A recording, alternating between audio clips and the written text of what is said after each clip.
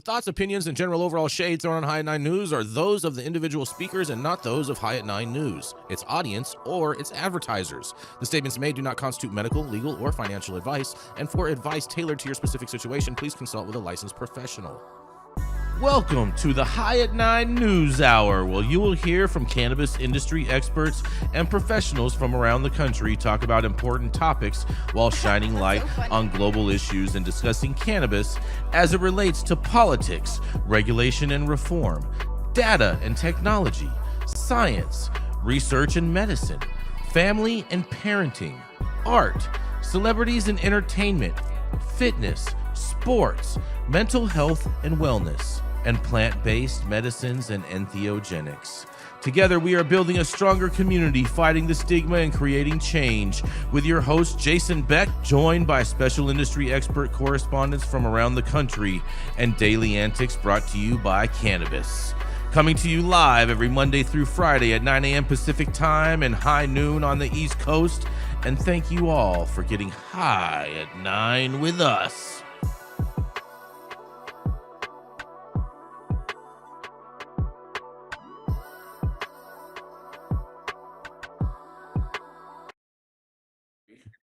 Okay. Sorry, I may be a little bit behind today, so I apologize because I'm not on site, but I will be back in studio tomorrow morning. So do apologize if there's any hiccups. Oh, yes. Oh, man, hold on one second. Let me get to my thing.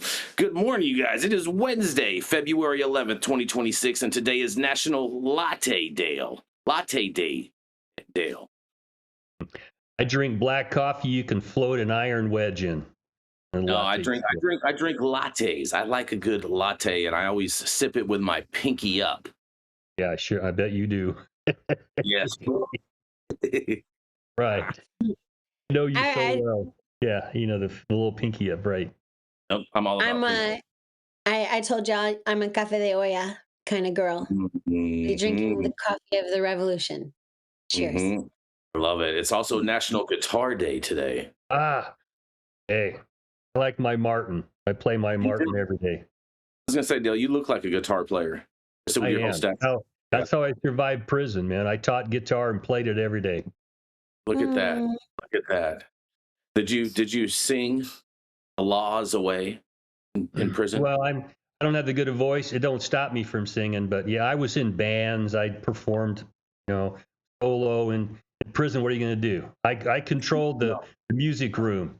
So they would cook food for me if I'd break out the guitars and set up their amps for them for a party or a fiesta. So yeah. I feel like I'd like to introduce you sometime to my buddy Oliver Anthony, Dale. Okay. Oh, what was that? What is that song he sang about? Yep. You know it. Exactly. Yeah. Good. Yeah. It's also tell it like it is, dude. If it makes their butt pucker up, sing it louder. Exactly. It's also National Inventors Day today. National Peppermint Patty Day. This is for all my liberal friends out there. National Don't Cry Over Spilled Milk Day. Let's see. It's National Shut-In Visitation Day. Now, this one, I was confused. Like, this is like, I felt like it was like celebrating COVID or something. I was like, what the hell is this? No, I'm sure it's for people who have a mental health disorder and they stay inside. No, it's not. It's National Shut-In Visitation Day on February 11th. Serves as a reminder to bring some cheerful company to people who are unable to leave their homes. Visiting a person who is shut in makes a positive difference in that person's life. Well, Shaun, the people that are pictured in the picture are all senior citizens, and so I think it's more for make sure to remember to go visit your grandparents. You would be remiss to exclude other folks who are definitely having those similar experiences as far as shut in. It's a symptom of PTSD for sure. So veterans, check in on your buddies and your brothers and your sisters and your friends. Yep. Everybody just check in on your people. Be a good neighbor. Mm-hmm. Yes, it's also National White T-Shirt Day today. Shout out to white T-shirts. #1 T-shirt in the nation. people wear them. Oh, bro, like crazy, like crazy. Chads of the world or what? Mm-hmm. And last but not least, today there was a lot of things going on nationally today. Today is also National Make a Friend Day. Yeah. Yes, yes, yes. I think it's for like rescue animals, Dale. Make a Friend Day. Yes. I have kids and grandkids, so I don't need rescue animals. I need help changing diapers. Anyways, and thank you all for joining us and getting high at 9 with us. It's also 9 a.m. high noon on the East Coast. And please remember to like, share, and subscribe to us on all social media platforms. You can look up above and down below to see exactly where we live on the internet. And we are live every Monday through Friday on YouTube, Rumble, Twitch, X, Instagram, Facebook, Kick, as well as on our very own website at www.high9news.com. So thank you. Everyone join us from any one of those platforms. And Dale, man, I have something right up your alley, Dale. You're going to love this because a County Road Association of Michigan files an amicus in the Michigan marijuana tax lawsuit. That's right. The marijuana tax in Michigan has just been challenged in court by the cannabis industry. The County Road Association of Michigan has filed an amicus in the lawsuit saying without the tax, they will not have enough money for work on Michigan roads and bridges. County Road Association CEO Denise Donahue says she does not know what caused lawmakers to focus on the cannabis industry, but the money from the tax is critical to them. She says, "We need this legislation to come through. It is historic. They have never passed anything this big and important for roads, and we certainly definitely need that to happen." Meanwhile, Higher Love President Johnny Moore says they've been impacted by the tax significantly. "We don't plan on closing any stores. We've already gone through our layoffs. We've reduced the perks that we give employees, and they still receive benefits. We didn't cut anybody's wages."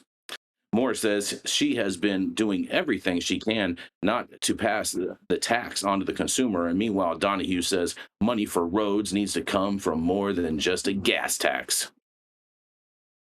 "Very pleased that it is being diversified away from a strict dependence on gas because consumption is going down," Donahue said. Meanwhile, Moore says she believes the tax was implemented on cannabis due to a misunderstanding on the industry as a whole. A quote, "There is a very misunderstood reputation that the cannabis industry is wealthy. Maybe that was true way back when cannabis prices were very high. Cannabis prices have gone down a tremendous amount in the last 6 years." Moore says she hopes both sides can reach an agreement that can benefit both parties involved. This cannabis tax in Michigan is going to get repealed, and I can't wait to watch all these legislators that always like to overtax cannabis just get served by the courts. And I can't wait to hear what you guys have to say about this. We got the same problem here in California. I give the metaphor of the cash cow of the cannabis industry. Looks like it's living in Dachau right now. They still want more blood from us. Okay. Yeah. And they can't manage the money we give them right now, but they got their hands out for more. I can just imagine the Karens and the HOA. "Oh, we've got this money flowing now. You can't take it away," because you give somebody something, they feel entitled to keep getting it, even if they kill an industry. Yeah. It's mind-boggling how stupid this is. Hey, bro, these people, they think they're geniuses, but, they're really, what I'm saying, just words that start with the letter P that rhymes with genius. You guess what that is? Yeah.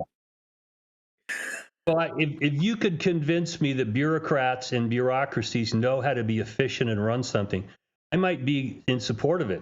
Every place I look, it is just a mess. It's run by people with their head stuck up their bureaucratic ass, and they just want to continue the gravy train they're on, and they really don't care about the rest of us. It's mind-boggling. And this is just another example. Well, the money's been flowing, don't take it away. Well, how about you cut taxes? How about you cut your spending? How about you look at ways to be more efficient with the dollars we give you? Because those of us paying the money, every time I run through a pothole, it's think I'm paying $1.50 a gallon here in California for roads, and I just run through a pothole. I got to go get my front end realigned. Exactly. Can you guys do this better, more efficiently?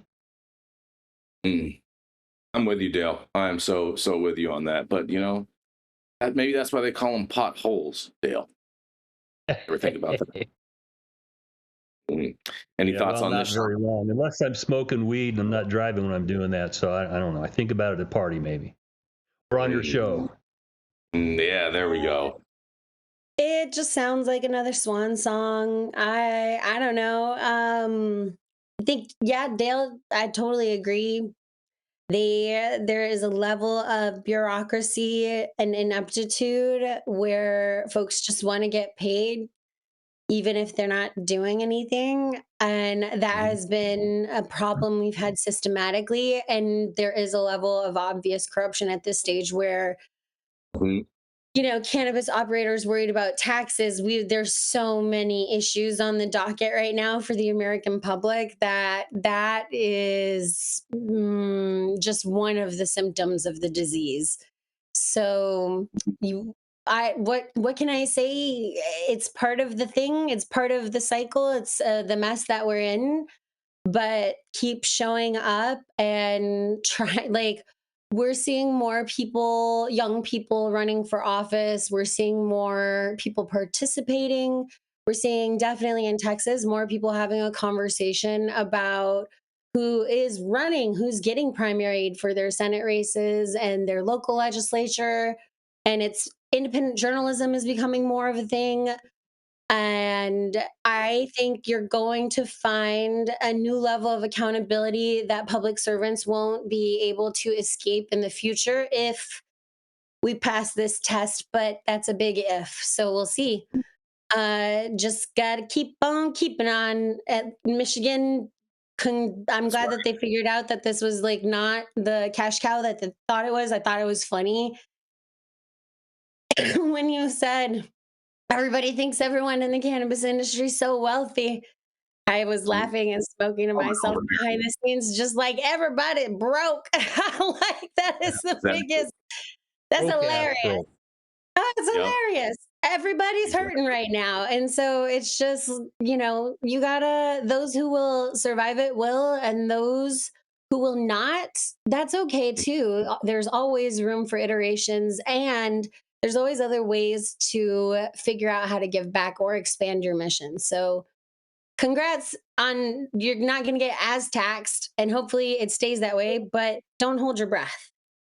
Fair enough. Fair enough. And we're going to keep this train rolling. And just so you know, since I am not in studio today, we're just going to roll with no commercials today. We're just going to roll story, and just knock them all out. We are going to do the intermission in the middle. But oh man, I love this story, you guys. I love this story because Governor Mike DeWine tells marijuana advocates to stop whining about new restrictions amid the repeal effort. That's right.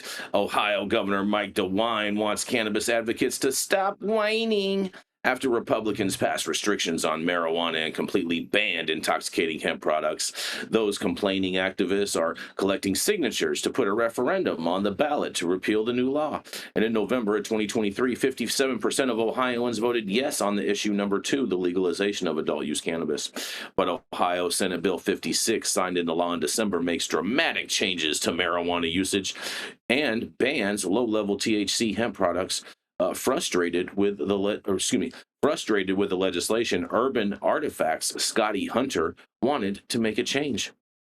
The fact that the legislature is okay with eliminating 6,000 businesses, $1 billion per year in economic activity, it's crazy to me, especially when so many Ohioans are struggling. This is an opportunity for so many small businesses, and now you're going to make the economic situation even tougher. Hunter says that this could hurt Cincinnati-based brewery, one that sells THC-infused drinks, which is why he's helping collect signatures to get a referendum on the November 2026 ballot to repeal portion of SB 56. It's all about freedom of choice and the government not being overbearing in what people can do day to day in their everyday life, Hunter said, and SB 56 completely tramples all over that. But 21 plus breweries aren't the only place to buy intoxicating hemp. Consumers can get it in gas stations and smoke shops, and it has no age requirements. You see, this gray market that pops up selling dangerous drugs to children and all other Ohio customers, said Adrian Robbins with the Ohio Cannabis Coalition. One of the biggest opponents to the repeal effort is actually the marijuana industry, and Robbins represents Ohio's licensed cannabis dispensaries, which are frustrated by the lack of oversight on hemp. Hemp sellers say that dispensaries just hate losing business to them. People need to stop hating, man, on this hemp stuff, but whatever. Asked whether this was a turf war between the regulated marijuana industry and the unregulated hemp industry, Robbins said, no, she's a liar, because that's exactly what I see. And he, in a quote, you have a group of businesses who decided to invest in Ohio, smart businesses here, live here, serve medical marijuana to patients, and now serve adult use cannabis to customers, and do it in a safe way where they're also giving back to those communities that they're doing business in. On the other hand, we have no idea where these products are coming from. She doesn't want this to be seen as an industry versus industry, and it's legitimate versus unknown. Roger argued that brewers do follow food and safety regulations and says, there are processing rules and regulations and testing requirements that we have to adhere to, he said. Dispensaries should want SB 56 overturned, he added, noting that the legislation criminalizes marijuana usage. The bill institutes a public smoking ban and prohibits smoking in cars. And also it gives landlords the ability to prohibit smoking and vaping bans in outdoor venues from allowing marijuana, and requires all products be kept in the same package they were bought in. It also makes it a crime to have an open marijuana container, meaning if someone has a baggie of edibles in the backseat of a Lyft or on a public bus, if it had ever been opened, they would be breaking the law. It also makes it a crime to buy out-of-state cannabis, and federal law currently doesn't allow marijuana to go across state lines, but it isn't enforced, and this would be an enforceable state provision preventing a citizen from going to Michigan, where the weed is cheaper to buy. The legislation also removes protections against discrimination from housing, employment, and even organ donation. Democrats argue that a provision would allow for the police to have probable cause during traffic stops if someone is a known customer of marijuana as well. And Robbins said it wasn't her place to say whether it was okay for consumers to go to licensed stores and to buy legal marijuana, but to get ticketed or receive misdemeanors for behavior allowed under Issue 2. What I can say is us Ohioans need to come together and decide what kind of an industry we want. What I have heard from Ohioans is they want a successful industry that's ultimately sending tax dollars back to their local communities. But what they didn't ask for, she went on to say, is unregulated synthetic drugs to be sold across Ohio. Issue 2 did not deal with intoxicating hemp, and voters did not choose it at the ballot box. And while marijuana industry leaders are opposing the repeal effort, consumers and individual dispensaries have told us that they are helping to push it forward.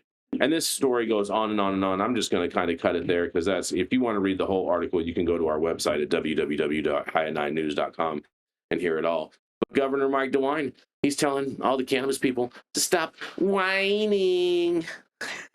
I love it. What do y'all have to say about this? Got to try running the cannabis business. Then you just have to shut up, because this is made impossible by all these damn rules and regulations.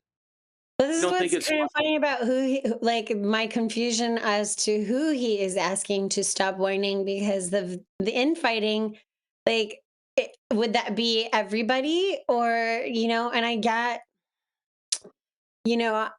Texas had changed its controlled substance schedule and created the specific language that allowed our THCA market.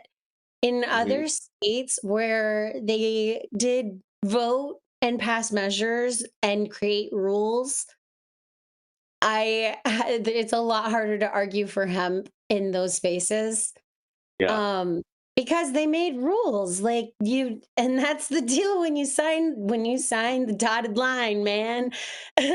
So it's going to be one of my new mediation phrases because you can't, once you make a deal with your legislature and you guys do pass regulation, and if unless Ohio had specifically changed its controlled substances schedule, then I can understand why the marijuana side of the cannabis industry is frustrated because they are paying the fees. It's the same thing I used to say about Cali, because you had a regulated market that you signed up for. Every state is individual, but this is a hot mess. It's too bad when you see infighting. We gotta figure this out. Hopefully, Does anyone cannabis will figure it out. does anyone find it funny? Because I know I found this funny that he is telling the cannabis industry to stop, or the hemp industry basically to stop whining, and his last name is Wine, like Yes. DeWine, because he sounds like the biggest DeWiner to me. Saying Yeah, This is I not don't an think. uncommon problem in our industry, though, Jason. We talked about this. Hemp industry, if it didn't teach you anything, people were voting with their pocketbooks. We want this. We don't want all the nonsense going on here. Yeah, age gated. I mean, you shouldn't be buying this under 21, but that was about it. Make sure it doesn't have really poisonous shit in it and get out of the way, let people do it. And they're telling you that's okay with us. Okay. Yeah. But for those of us who try to set up and run these businesses where it is difficult, if not impossible, and you see another industry just balling, it's like, yeah, you're going to complain about it, but what's the solution here? That really is the problem. And I don't know what the solution is, because we're still looked at as not just the redheaded stepchild, but we're the evil one living in the basement. We're going to do something terrible to society if people are allowed to smoke weed. It's like, can we get that out of there? Never killed anybody. It's not like alcohol and tobacco. Those are okay. Can we get something where we're stopped being put into this place where everything's a joke and we're pejoratives and we're a threat to the world? Just stop it. That's across the industry. Here in California, the people who set up the industry, they pissed and moaned about competition from hemp, and they were able to get the hemp industry shut down.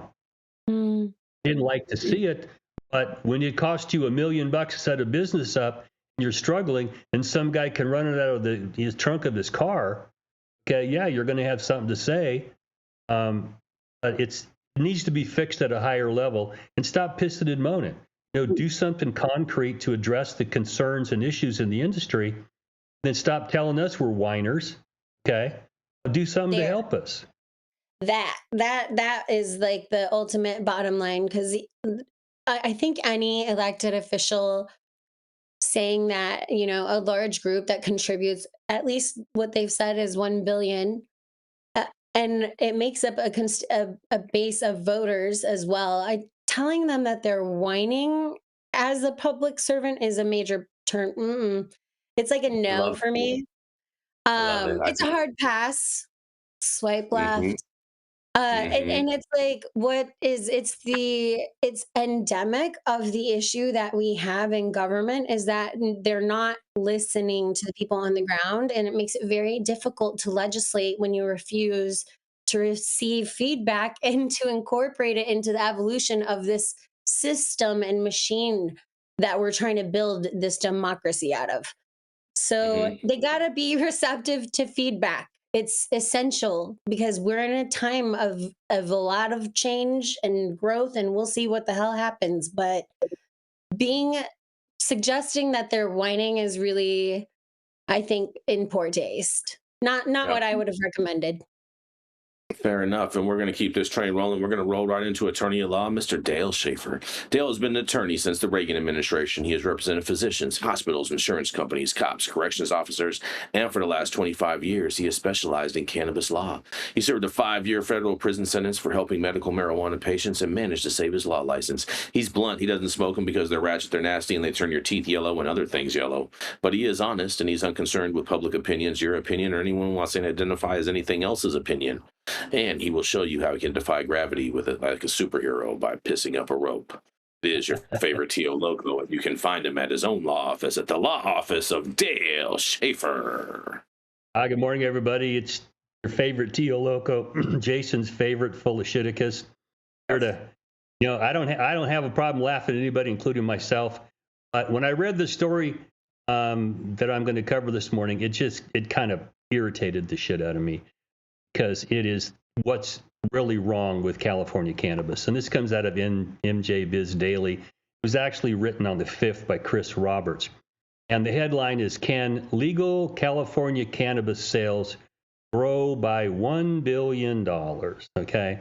And as I'm looking into this thing, and Jason, you remember this, the first czar was Lori Ajax. Yeah. Lori came out of the alcohol bureaucracy. She stepped in. She didn't know anything about cannabis. I've talked to her about this before. She was naive. They were going soft sell in those days and trying to help people get the industry set up. And then we get Nicole Elliott, came out of San Francisco, appointed by Newsom, and the bureaucracies just sort of continued. Now we got a new czar. His name is Clint Kellum. And what I noticed is that they're bragging that he's been a bureaucrat for 17 years.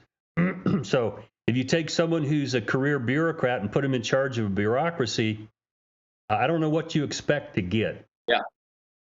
Because I'm reading this, and one of the things I was taught as a kid, if you identify a problem and you don't bring forth a serious, responsible solution, you're just whining, okay? And I'm reading this thing, they're freaking whining, right? Now, he's still out there in rainbow and unicorn land. We're still moving to transition to a legal market. Really? How are you doing that?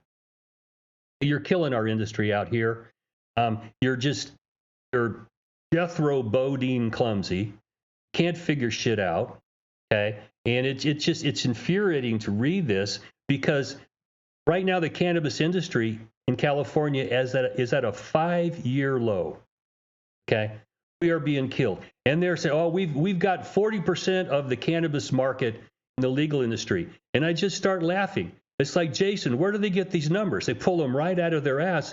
I know too many people who look at the legal industry and look at the trap and go, you know what? I don't need this stuff. I'm balling in the trap right now, okay? So if you're telling me 40% is captured by the legal market, I'm telling you, you need to check what you're smoking, dude, because you're smoking crack. This is not what's happening in California. You brag about, oh, they got record seizures from the illicit market. Hey, really? Yeah, but they don't want to tell you how much of that is, we sent some idiot out there with a U-Haul truckload of Bammer, and you got him, and the rest of the guys are heading to New York with semi-loads, California weed. They're just balling. It's incredibly stupid. Now, this guy, his proposal, I guess, to fix this, and let me see if I can find this, because I want to read it. I don't want to, here we go. His problem to solve this, take us from 40% to now 50% of the market, and that's a 25% increase, and we're going to raise it by $1 billion. He goes, okay, we want safe and trusted products for consumers. Okay, we tested it, all right? Continued pressure on the illicit market. What pressure on the illicit market? It's laughing at every place it can, bury its money. Retail access and customer awareness. I read that and I go, retail access. You know that over half the state prohibits marijuana businesses in their jurisdiction. Okay, how are you going to get there? All right. And then they want to ease restrictions on legal operators in a way that doesn't compromise that trust and safety in our products. Give me a break. This is rainbows and unicorns. We have a problem here, California, where the industry is on life support, circling the drain. And this guy's got rainbows and unicorns to fix it, okay? And I'm telling you, this is nuts. He's a bureaucrat who's got his head up the bureaucratic ass, and he refuses to see the problem is that Prop 64 gave the legislator the ability to fix this, okay? But our legislature has absolutely no interest in fixing this. And it's this circular this nonsense going on. We gave local control to the cities and counties, okay? And over half of them won't let you do it there. Well, how are you going to get access to more businesses if the legislature won't address that? We're at 15% excise tax. Alcohol, distilled spirits are taxed at 3%. Okay? That is a huge problem. The biggest distributor in the state, $650,000 a year to renew your license. That's the yearly fee. We're putting this money into this bureaucracy, and we get nonsense like this. Oh, let's have a party and let's, put rainbows and unicorns up on the flag and everything's going to be. No, get your head out of your ass. You're killing our industry. Does somebody have the backbone in this state tell the legislature you need to pull local control, drop these taxes, stop this ridiculous damn fee structures, make it pay for itself, and get out of the way? Because what the hemp industry taught us is that people want these products, okay? And if there's a local store close, they'll go get it. But if there's not, Trap will take care of it. And that's the reality. To try to gear up prohibition again, it didn't work in the first place. It's not going to work now. How can we fix this? Okay? And there's enough of a libertarian in me that I want to get these regulations as narrow as we can. What's the purpose of them? Get these taxes that are reasonable and let the industry have a chance to flourish. Otherwise, just admit this scheme is just making the black market rich, and nobody seems to give a shit about that. Okay? It's killing our industry. I'm sick and tired of it. And it's the legislature in California that refuses to do anything because they're captured. They're captured by too many special interests that do not give a shit about the cannabis industry. And that's what we've got here. Okay? I can go on and on because, Jason, this gets me riled up. I'm so sick and tired of watching people I represent lose every nickel they have trying to get in this industry and do it the right way, and then finally go throw your hands up, and they're balling in the trap. Hey, what do you say to them? The trap, it's like, where do you go? If I'm going to lose everything I got, and there really is no way to enforce the trap in the state other than, this propaganda, And then the other one that irritates me, and this is Glass House, okay? And we know that Nate lost his business for nonsense. Glass House got caught with minors on their property, undocumented workers. And tell me, Jason, what's happening to these guys? Nothing. I did 5 years in prison for nothing, and they're not even getting a slap on the wrist. This is corrupt. It's crooked. It makes me sick. We need to have spotlights on it. We need to have bullhorns screaming about this. We need to fix this because this is just one of the problems we have in California where overtaxation, overregulation is killing the ability to live here in this state. And this is pathognomonic of what's wrong with California. We're going to tax and regulate the shit out of something. We don't care if you don't like it because along the way, everybody's feeding from the trough and no one wants to give up their position feeding on the trough. So I'm going to throw it back at you guys before I get myself in more trouble here. Yeah. Oh, man. Gail. Now, what's this guy's name? Do we know his name? His name is Clint Kellum. Clint Kellum. Sounds like a super Chad to me. I mean, just when I saw he was the last 17 years he was in bureaucracies, it's like, you don't need to tell me a whole lot more here. Yeah. He's not going to stand up and go, listen, this is nonsense. We need to stop it. Let's get more efficient. Let's get goal oriented here. He's not going to do that. He's going to continue the gravy train. And this guy, he just outlined bullet points of what he wants to get accomplished, but he didn't outline any type of path forward of how he expects to get to each one of those bullet points. Not a single thing. Okay. And what I just tell you is the problems. We've got to get rid of these locals' ability to stop this, like they do with alcohol. State license, you can have zoning, but we can have it here. Can't individually tax it. Let the state tax it. Drop it down. 3% will make plenty of money if we get 80, 90% capture of the industry, which is possible if you just get the hell out of their way and let them operate. Mm-hmm. Fair Pie in enough. the sky shit. And you know it, Jason. That's why it's like they're just whining and trying to make us think, oh, if we just get all these things accomplished, well, tell me how you're going to do that. Blah, blah, blah. Okay, then shut up. Stop talking, because I don't believe you anymore. You don't want to fix this problem. You're part of the problem. They are the problem. They are the problem. They are the enablers. But please go ahead, Shaun. Yeah. No, I do think it enables. I do like my numbers, and I always love an optimistic outlook, but also I really like to be very practical with people when I'm giving them advice because of we work in high risk industry. Like, if you can't be completely honest and frank with each other, what are you doing in this industry? And if Yeah. you're trying to scheme or hide your way through it, that will not work. That will not work. Mhm. That is the same problem that we have in government. That's why things stall out and they inevitably fail. So it sounds optimistic. Let's see how Cali performs. I'm wishing you guys the best of luck, but I do think you reach a level of plateau with the regulations that you've set and with the level of instability that I think 2026 will bring, because it also reminds me that cannabis is a singular policy issue, and it's entering a new phase where it is now going to become a lever. So Mhm. it's on the table now. We've made it a national conversation. Rescheduling is a topic, and we're doing this in an election year.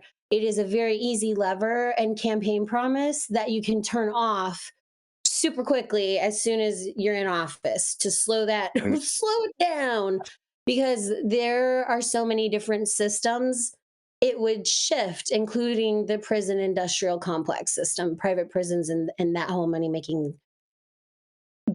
game. And the reality, California needs to be more about weed for the people and taxes for the bureaucrats. That's really what this whole thing bottoms down to. They need to make sure that they're providing access, and we're going to keep this train moving. This has been, this guy is such a dreamer, and obviously nothing's going to happen or change at the DCC. But I could think of a whole bunch of things that would change, especially if we had a Republican governor in California, Dale. Possibly coming up next year. That's what we need to do, is turn California red. Stop all this. Well, I don't know if we're going to do that, but this single party rule we've been watching, and I'm a Democrat. I've been hanging around this party trying to get them to wake up and get their head out of their ass, and it's just not happening. It's not happening. The No, they're not. bureaucratic, we're just not going to stop. We're not. My They're definitely son not. is taking like AP history, world history, whatever, refreshing me on some ideas and concepts. And he pitched something this morning that got my wheels turning. He was talking about the same way we have trust and monopoly rules for corporations and businesses, capitalism, we should probably have it for politics, because at this stage we do have a two-party monopoly system right here. So, and he was saying once it gets to that, if you don't have a certain number, and he suggested like maybe 4, 8, I don't know. We're throwing out ideas over breakfast. Um, I just couldn't help but think this is such a novel, but not that novel idea. Why wouldn't we apply that? Probably because it would be disruptive to the current system. But I think the current system's imploding as we speak. So that is a wish and a dream, and that has never happened. I'll tell you what's more likely to happen is that Xi Jinping will be on the $1 bill before that ever happens. Before we break up the monopoly of the two parties, yeah. Well, we'll see. Let's see, if your son knows anything about history, go look up Tammany Hall. Okay. He's gonna How get dirty there. was Tammany Hall We're before? refreshing. And we have the same sort of problem here in California. Learn how to manipulate and maneuver through a bureaucracy, not to address the problems people are giving you money to fix. And that's the problem we have. This is grift. This is corruption. Every place you look, you can't get a damn thing done unless you go cozy up to the forces in the state who actually control the legislature. because they've been Mhm. allowed to do this. Okay, and Mhm. my party, the Democrats, have screwed the pooch here. Okay, it really is disgusting. And when you try to ask them, like, was there adults in the room when you decided to do this stuff? It's like they're offended. Well, I'm a dad, I'm a girl dad, but I raised boys. And at some point you go, you know what? You do that, I'm going to kick your ass. That's stupid. But nobody wants to say that. You have to grift people to get your licenses. I've been in meetings where politicians ask for money. All along the way, hire my consultant here, I'll get you that, do this. The money is flowing out there to people other than those who really should be getting it. And that is the corruption that is just, it's blatant in this state. How are we going to fix that? Okay, because if you keep doing the same thing over and over again, that's insanity. You're not going to fix anything that way. It's human. I Disgusting won't. here.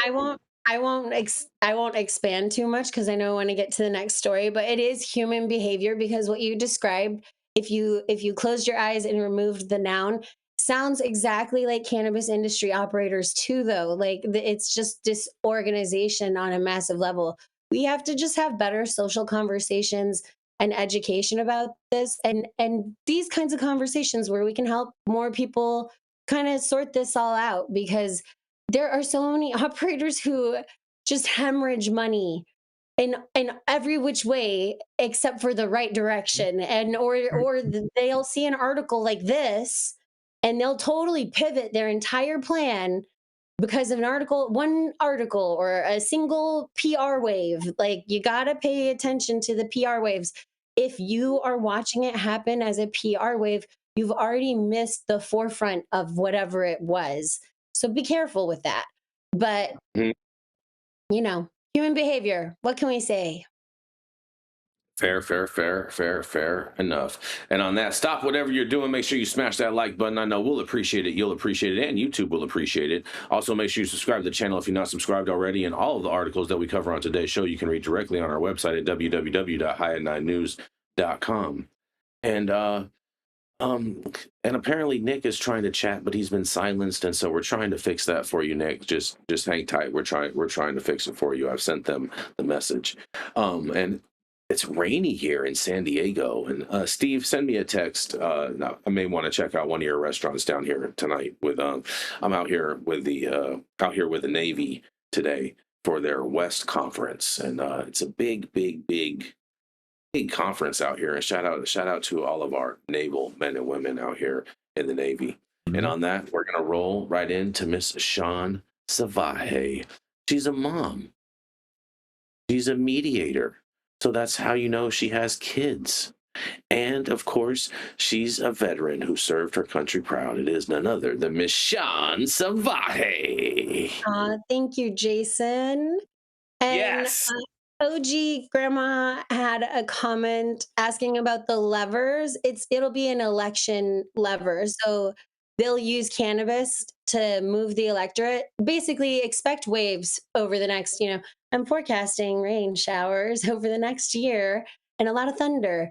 But this article doesn't have anything to do with cannabis. However, we should pay attention. It comes to you from Double Blind.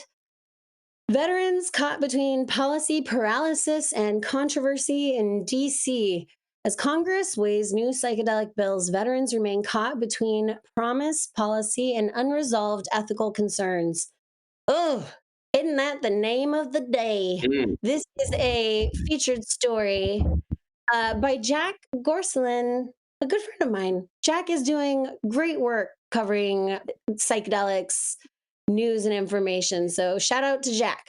The landscape of federal drug policy is undergoing a seismic shift. Lawmakers on Capitol Hill are currently navigating conflicting issues, one centered around an urgent push to provide veterans with life-saving psychedelic therapies, and the other a burgeoning thicket of political scandals and ethical questions threatening to undermine the movement's credibility. What? You mean to tell me the psychedelics movement got hijacked by a political scheme? Yet again, say it isn't so. Like, no shit, man. I'm sorry, Jack. Thank you for covering this, though, because too many people do not have this conversation. In a significant bipartisan maneuver, U.S. Representatives Jack Bergman, Republican from Michigan, and Lou Correa, a Democrat from California, formally introduced a bill called Expanding Veteran Access to Emerging Treatments of 2026, Act of 2026, on January 16th. The legislation, designated H.R. 7091, marks an ambitious attempt to transition psychedelic medicine from the periphery of research into the core of Department of Veterans healthcare infrastructure. The bill's introduction comes at a time when the VA is under immense pressure to address a mental health crisis that traditional pharmacology has largely failed to mitigate. And, some might suggest has led to an increase in these issues, given the stacks of prescriptions veterans are given. Everyone should go out and watch Sue Sisley's documentary on this. For decades, the department has grappled with high rates of post-traumatic stress disorder, PTSD, traumatic brain injury, TBI, and chronic pain among those who have served in the military. By moving beyond the one-off fragmented pilot studies focused on how psychedelics might be able to treat PTSD-addled veterans that have defined the last 5 years, H.R. 7091 seeks to establish a permanent system-wide on-ramp for evidence-based healing across the VA. Bergman and Correa, who serve as co-chairs of the Psychedelics Advancing Therapies, or PATH Caucus, have positioned the bill as a successor to last year's Innovative Therapies Center of Excellence Act. Bergman's influential position on the House Committee on Veterans Affairs provides the legislative weight necessary to oversee the VA's health and clinical research programs, ensuring that the bill has a direct path to committee consideration. Speaking at an event hosted by the Psychedelic Medicine Coalition, or PMC, on January 14th, Bergman emphasized the moral and legislative imperative of addressing the veteran mental health care crisis in the United States.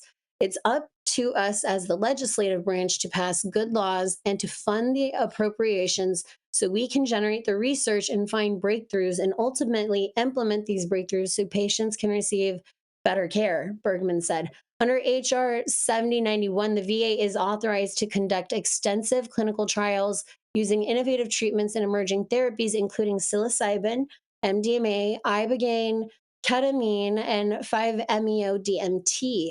Crucially, the legislation authorizes the Secretary of Veteran Affairs to develop a compassionate use and extended access protocol for eligible veterans. Melissa Lavasani, the founder and CEO of PMC, noted the bill represents a fundamental change in how the government views these therapies. For the first time, Congress is not just asking whether these therapies might help, it is also beginning to build the structure required for the VA to evaluate and deliver them responsibly, Lavasani said. She added that the inclusion of compounds like 5-MeO-DMT forge a new vocabulary for evidence-based psychedelic healing. A central theme of the Bergman-Correa bill is the concept of medical governance. For years, veterans suffering from treatment-resistant mental health conditions have been forced to seek care in underground settings or travel to countries like Mexico or Costa Rica to access substances such as ibogaine. Let me get a little water here. Ibogaine. Jay Koppelman, a retired U.S. Marine Corps veteran and CEO of Mission Within Foundation, believes H.R. 7091 is a solution to the trend of veterans seeking psychedelic care abroad. MWF, a nonprofit that provides scholarships for psychedelic-assisted therapy, joined PMC in endorsing legislation to ensure veterans have a safe, federally legal pathway to care. For years, veterans have been telling us that the current system isn't enough, Koppelman said. This bill finally creates a responsible pathway inside the VA so veterans can benefit from emerging treatments with medical oversight, data collection, and accountability. While H.R. 7091 focuses on institutional integration, another legislative effort seeks to broaden patient rights through a different mechanism. Last November, Senators Rand Paul and Cory Booker, Republican from Kentucky and a Democrat from New Jersey, respectively, along with Representatives Madeline Dean, Democrat from Pennsylvania, and Nancy Mace, Republican from South Carolina, introduced the Freedom to Heal Act. So, bipartisan introduction across both party lines.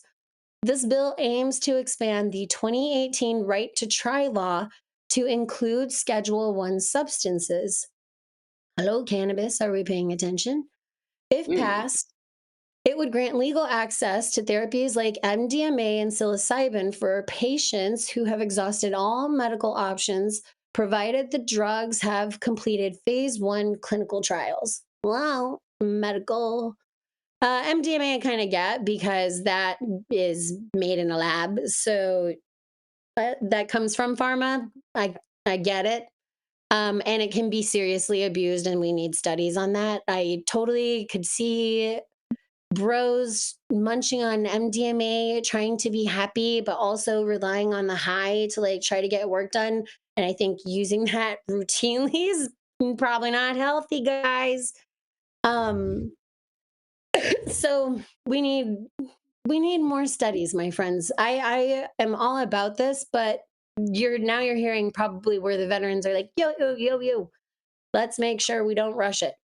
Um, The bill aims to expand the 2018 right to try law to include Schedule 1 substances. If passed, it would grant legal access to therapies like MDMA and psilocybin for patients who've exhausted all other medical options, provided those drugs have completed phase 1 clinical trials. The bill supporters, including Veterans Mental Health Leadership Coalition and the nonprofit Reason for Hope, contend that current federal restrictions force patients in crisis to choose between engaging with underground psychedelic providers and facilitators or continuing to suffer.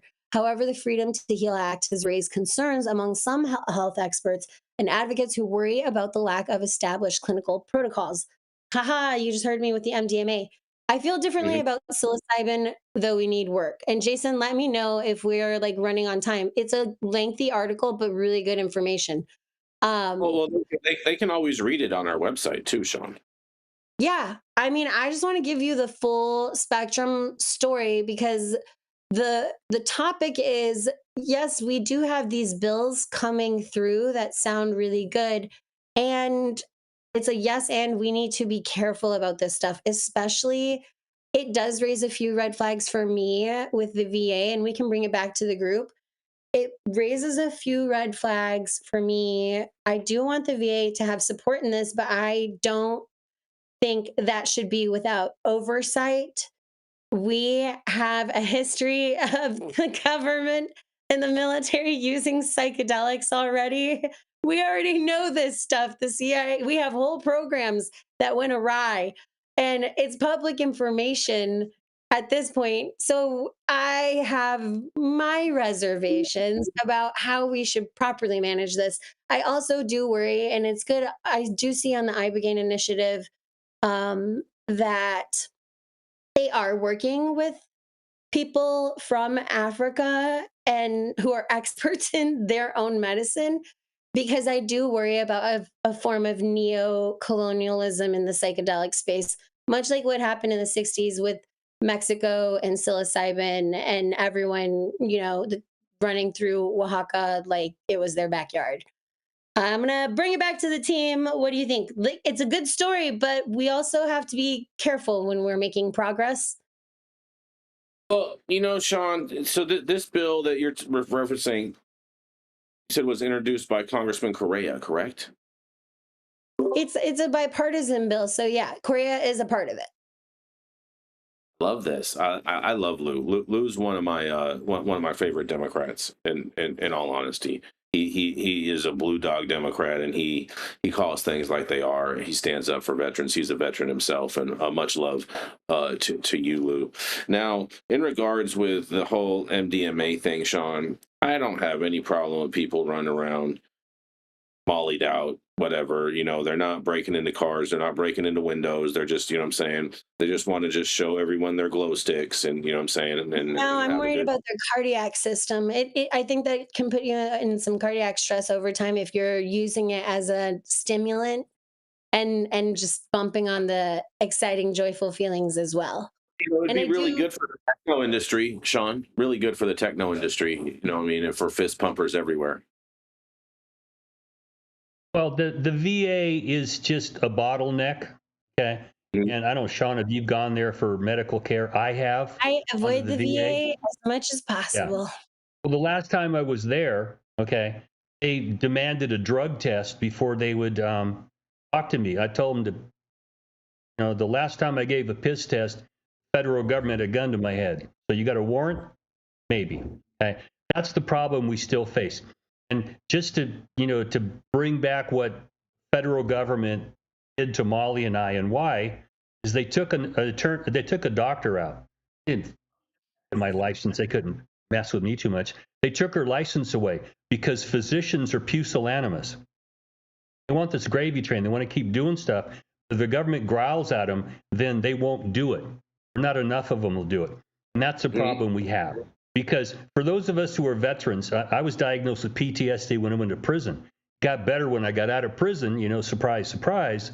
But I know so many veterans who have PTSD, I mean serious PTSD. Psychedelics are things they use. We know it works. We just don't understand exactly why. And that's where I'd like to see Sue Sisley's, headbutting against the system get somewhere. Like, let's get people in, people who are trained. You can find psychologists, psychiatrists, people out there trained in medicine and how the brain works, and have them start working with people that show positive benefits and see if we can figure out regimens. How do we do psychotherapy with people if we break some of these log jams in their head with some psychedelics? Okay, how does that actually work? Because I know right now a lot of people are doing it. I've been there, I've done it myself. There's very few people there who know what the hell they're doing. It's just I'm going to smoke my DMT, vape, and I'm going to be gone for 20 minutes. I come back. Oh, are you better now? I don't know about. I saw the dragons, and this needs to be a little more organized so medicine can somehow use it. But for thousands of years, humans have been using these plants. You can't find anywhere where they killed people. Okay. Now, ergotamine, which was, a mold on rye where LSD comes from, used to kill people because it was poisonous, toxic. But when they took LSD out of it, it's like, oh, this hasn't killed anybody. Okay. We're talking about therapies that do not have what we see as long-term negative consequence because we've got thousands of years of use. We don't see it. People will take Wegovy, lose a few pounds, and no one gives a shit what that does to you. Oh my God, if you try DMT or you take a microdose of psilocybin or something, all of a sudden the sky's going to fall. And we stop that, okay? The hysteria needs to go away because I know when I signed up during a war. I didn't go to combat, but I took care of so many people, and they were on Thorazine because it just screwed them up so badly. And we do something with that, okay? Because I took it seriously. You said you're going to take care of me. If I sign up and go into the military, you go in and do your duty, you come out and you find out, well, we kind of have money problems, okay? I put my ass in your hands for our country. Now I come back and you're playing games with me because you twisted my head up and I found something that works. You won't treat me. You call me names. I'm a bad guy. People who work with me are horrible people. Yeah, kiss my ass. Okay, we veterans don't play this game anymore. Okay, you want to butt heads with us? Fine, let's go ahead. Okay, because I know plenty of people benefiting from this. If you don't want to acknowledge it, no, we break the rules. Okay, you want to come after us? We'll have a campaign. You're going after veterans who put their ass in your hands, defend our country, have PTSD, and you're screwing with them? For what? For why? Stop this nonsense. Oh, look at the thing. I know. You guys see Nova? Yeah. What's up, Nova? Tell Oh, him what hi. a cutie. Tell him hi. Tell him hi. Tell him, Nova. Go tell him, Nova. Go tell him what time it is. Yes. Yeah. Well, and I do want to welcome Nick Bradley back into the chat. And Nick's is like, but there's so many shamans, so-called, that open people's brain through psychotherapy, but don't know how to bring them back to reality. He is right. There's like there are some practitioners on the underground who are, former physicians who have facilitated this era to this point who deserve respect, much like legacy operators in cannabis. But also, that's why I was like, caution. You know, we have to think about with MDMA, it is developed in the lab. And there are serotonin, you can have a serotonin crash out after. Like, you have to be mindful about how Mhm. you use certain substances. And I 100% can see someone thinking, if I feel this good using it, trying to stay up and happy, I wonder what it's like if I snort it. I have no doubt, no doubt. And that's why we You need know some what? studies People, you know, before. that's Let's get some stuff. I get Sean, it. I get it. I Sean, get it. But Sean, I get it, Sean, Jason. Hold on. Let me finish real fast. go The ahead. thing Go ahead. is, you got to understand my place is to help them create policy that has to do with public health. And what I don't want is to have a bunch of veterans, to Nick's point, on a rare occasion, we agree. He's right. There's a lot of people out there dosing. I live in Austin. I've seen it firsthand. There are people out there dosing people, and it can lead to like cult-like mentalities. You can get into people's heads and manipulate them. There have been sexual assaults in some spaces. We need to be very smart about this. The other thing is it shows a total lack of humility and respect for the indigenous people, at least on the plant side. I can't speak on the pharmaceutical side, but on the plant side, such a disrespect for the way the medicine actually works, trying to manipulate it before you can even understand it.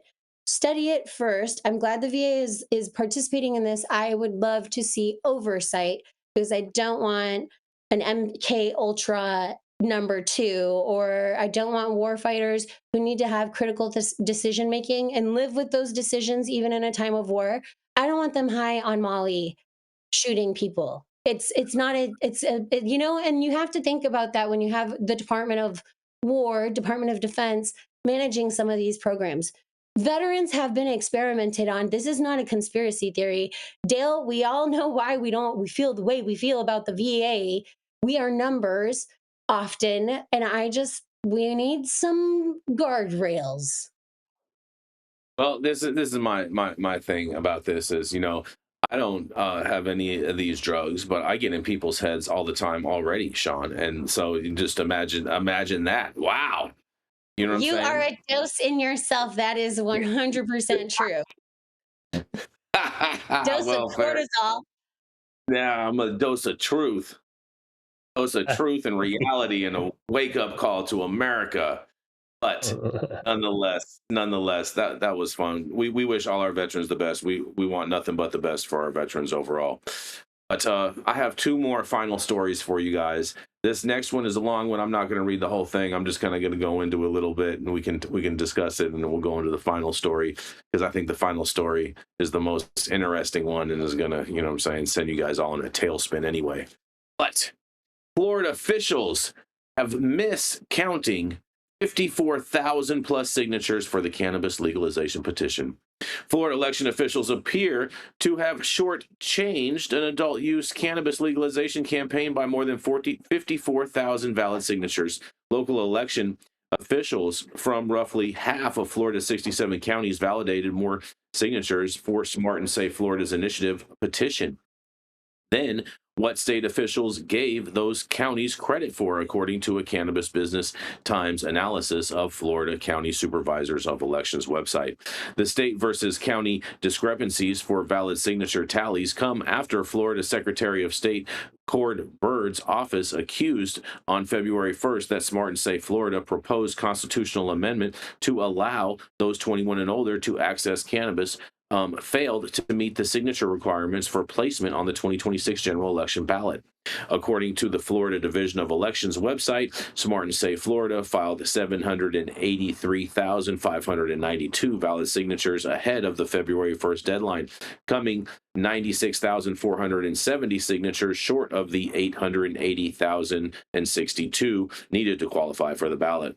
However, with the extra 54,000 plus signatures reported by election officials and another 70,646 disqualified signatures being contested in court, Smart and Safe Florida could overcome that shortcoming But more on the lawsuit below, because Smart and Safe Florida organizers challenged the state's valid signature tally on February 1st with a campaign spokesperson telling Florida Politics that the Division of Elections website doesn't match what the 67 county supervisors of elections verified at their local level. In a quote, "We believe the declaration by the Secretary of State is premature, as the final and complete county by county totals for validated petitions are not yet reported," the spokesman said. "We submitted over 1.4 million signatures and believe when they are all counted, we will have more than enough to make the ballot," they say.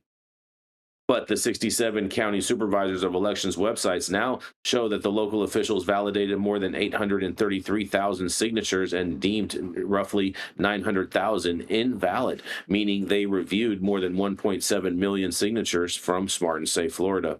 And at the time of Byrd's February 1st declaration, that the campaign failed, some county supervisors of elections had yet to post signature tallies from their final week's reporting periods. Under Florida statute, section 100.371.15, Byrd is responsible for the purely ministerial duty of calculating the total number of verified signatures based on valid counts from the 67 supervisors' elections in Leon County. Judge Jonathan E. Sostrom ruled last month. But that prompted 67 county analysis, because nearly 4,800 of the 5,400 valid signatures from the county websites that were not reflected in the state's tally came from counties of Broward, Seminole, Pinellas, Polk, and Alachua. And CBT reached out to Byrd's office seeking comment from the Secretary of State on the description of the tallies of valid signatures, and more from more than 30 counties in Florida included these state versus local discrepancies. And CBT also reached out to Smart and Safe Florida, as well as the supervisors of elections from Broward, Seminole, Pinellas, Polk, and Alachua counties. And in a quote, they say, "Our numbers were finalized in time for the deadline of February 1st, 2026, and submitted to the state," Broward County Public Information Officer Lisa Lee Armone said. And state officials underwent Broward County's totals at 16,044 signatures on the Florida Division of Elections website. And Seminole County Supervisor Amy Pennock said, "Our final numbers as of the deadline are accurate on the website. However, after the deadline, we were notified of revocation that resulted in an adjustment to 28,977 valid petitions." That adjustment increased the county's total by 181 valid signatures from 28,796 to 28,977, and state officials underreported Seminole County's final total by 12,165 signatures. And this story goes on and on and on. You can read it at our website at www.high9news.com. But it sounds like a whole bunch of tomfoolery going in to the will of the people. Now, at the same time, I don't think that this initiative was ever going to pass in the first place during this election, but that's neither here nor there. If people want it to be on the ballot, I think these bureaucrats need to just allow it to be on and let the chips fall where they may. And what do y'all have to say about this? Well, it's not just certain parts of the country where they play shenanigans with elections. This does not give you a lot of warm and fuzzy feelings about how fair and honest these states and local governments are when they don't want something to happen. And it just leaves a bad taste in my mouth, because clearly, DeSantis didn't want this to happen. There's all kinds of games being played about money being moved around to oppose it from one place to another, and maybe you shouldn't, and challenging all this stuff. It really tries to discourage what is democracy, straight democracy, like a plebiscite. You want this or not? If the people say, yeah, well over a majority of people want it, and if the government doesn't do it, now how connected are we to our government, and do we trust them? And that really is, people just don't trust the government. They don't like this. This tells me that, even the Republicans, they don't want something, they will do what they can to stop it. Like the Democrats tax and regulate shit they don't want. The Republicans do. Sort of the same thing, maybe the flip side of the coin. It just makes you shake your head and wonder, is there any place you can get a fair shake where people listen to what the voters want, try to implement it. It just makes you wonder. I'm not sure. This is corrupt stuff, actually. Very, very, very corrupt stuff. Yeah, Florida needs to get it together. I heard some other troubling things that I heard that's happening in Florida today too. We're not going to go into that, but Florida needs to get their stuff together because it's one of my favorites. Yeah, what I'm saying is we're not going to get into all of that one today. But they need to get their stuff together. They need to be the free a free state and not try to implement some of the other Canadian communist policies that we have seen enacted in Canada and other countries. And so Florida needs to stop doing what the hell that they're doing out there and some of these things that I've recently seen. And I'm just going to leave it at that. But I do have one final story for you guys today. Are you guys ready for this? Ready. All right. Gonna get some people mad.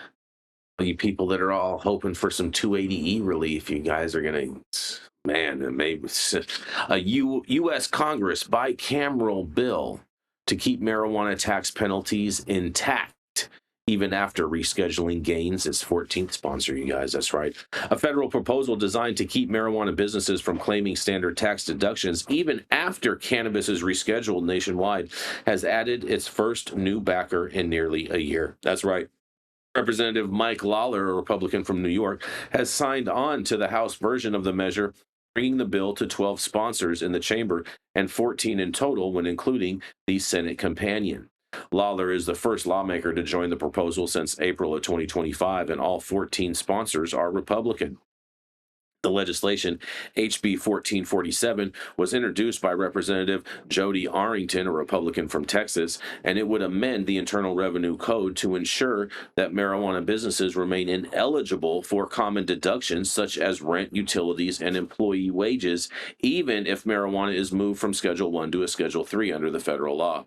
Under current tax rules, Section 280E blocks businesses tied to Schedule 1 or Schedule 2 substances from taking standard business deductions, and if marijuana is rescheduled to a Schedule 3, as recommended by the U.S. Department of Health and Human Services, that restriction would normally no longer apply, but HB 1447 is written specifically to override that outcome, keeping the tax penalties in place regardless of how marijuana is classified under the Controlled Substances Act. A companion bill in the Senate, Senate Bill SB 471, has two sponsors, bringing the total congressional support for the proposal to 14 lawmakers across both chambers.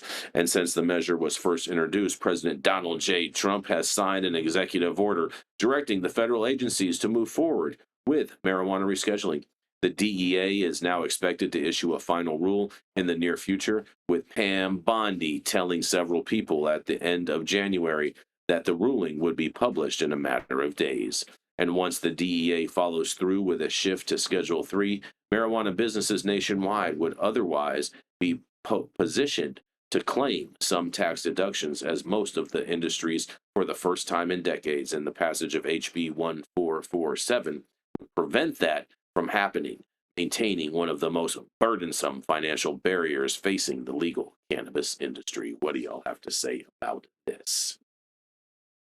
Come on, Republicans. You're supposed to be against taxes and regulations. Come on. Dale, isn't this a discriminatory bill? Couldn't that be fought in court? I mean, I don't understand how they can single out one individual business like that would fall under a legal status. I don't think that this bill is even legal to be enacted in the first place. Well, I'm not sure that's going to get very far, because the Constitution gives Congress the power to tax, okay? And that power has been used and abused and misused a lot. Okay, it's like when Obamacare, you can't use commerce, but we'll call it a tax. Come on, dude, really? No, I don't know that that's going to get very far, because they target taxes in a lot of places, and they give tax breaks in a lot of places.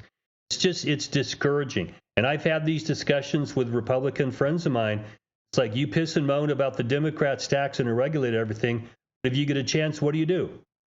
This is an opportunity to try to tax an industry struggling, and this is one of the biggest problems we have. The biggest rock in the backpack right now we're carrying is 280E.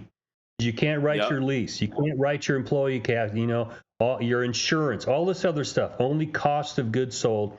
And it effectively bumps the rate up of taxes well over 50%. Okay. And it's a killer. And how can you look people in the straight face and say that I'm for lowering taxes and regulations and do something like this? Where's Rand Paul screaming? Come on, Rand, scream at this. This is nuts. Ultimately, I don't think this bill really is going to go anywhere in the first place. In all reality, I think a lot of it is smoke and mirrors, and I think maybe some members are just doing it for their different constituency bases, or maybe maybe they got some PAC money from Project Sam or something like that, and so they're acting on at their behest. But I don't think if this was to go to a floor vote, I don't believe it would pass. I don't think that means it wouldn't influence other conversations significantly. It probably would. Every bill is on the table, and then you have to determine which ones have heavier leverage and which politician supporting it has enough clout or pressure or favors to cash in on when they want their bills. Cannabis doesn't have an advocate who's really going to cash in favors. They are going to use it, like I said earlier, as a lever during an election, especially during an election year. So expect waves of indecision. But, it's a tale as old as time. Yes, it is. That part is very true. It's this prohibition stuff with them doing this, I think is very un-American. It's and it gives people the ability to criticize the Republicans because they're supposed to be the party of less taxes and everything, and here they're trying to do this. And I'll tell you right now, I've said it before, I'm going to say it again. What President Donald J. Trump needs to do before April 15th is just abolish the IRX. And then that way, this bill will be totally dead in the water at the same time as well. It also does speak, it is a little evidence of the fact that this is all for medical regulatory capture, and that I do like my son's analogy of the monopoly. And we should probably start considering it much in this way, because you have two competitors trying to make sure their people have the lion's share of a new market that is definitely worth money. And as we've said, consumers want. So I'm not surprised. That's why I would address this if I was a lobbyist on the federal level. I would proactively get ahead of it. I wouldn't be dismissive. Yeah, but it's just one of many impediments that we're seeing moving this someplace better than where it is right now. I mean, the trying to keep 280E just tells me, this will kill the industry. I'm going to do it. So, you might as well just say, we're going to start throwing everybody in jail again. No, that's nonsense. And inside the efforts to try and reschedule this, we're not hearing a lot about this. Who's dragging their feet? Because I know from being inside law enforcement, there are some people in law enforcement who just don't want this to happen. If they're in a position to drag their feet and make it worse, they're going to. I would like to see Trump, and whether Bondi does this or whoever does this, to go in there and say, shut the door. Listen, if you guys don't get this shit figured out, I'm going to start kicking your ass. Okay? Because the bureaucratic sludge that you have to go through this is just an augmentation of that, we're going to find another way to make it harder to do this. Why? People want this. Okay? Why can't you give people what they want? And the reason is because they got people in their ear telling them we don't want to do this. And I just get disgusted. Politics makes me nauseous, so I want to go smoke a joint. Oh, I love me some politics now. It gives me something to talk about. You know what I'm saying? Well, if you love you some politics, I do want to shout out before we end the show, the Texas Hemp Business Council in about a half hour is having their meeting to explain what's going on with dishes. There's an extension of the 21 plus rule for hemp. And then they're saying probably after March 30th, we're going to get some, whatever these proposed final rules are, until the next legislative session. So look it up. Texas Hemp Business Council, Zoom today, February 11th. You'll get the link, I'm sure. Look at today. Today is actually a robbery because it's 2/11, you guys. In California, it's a robbery. Yeah.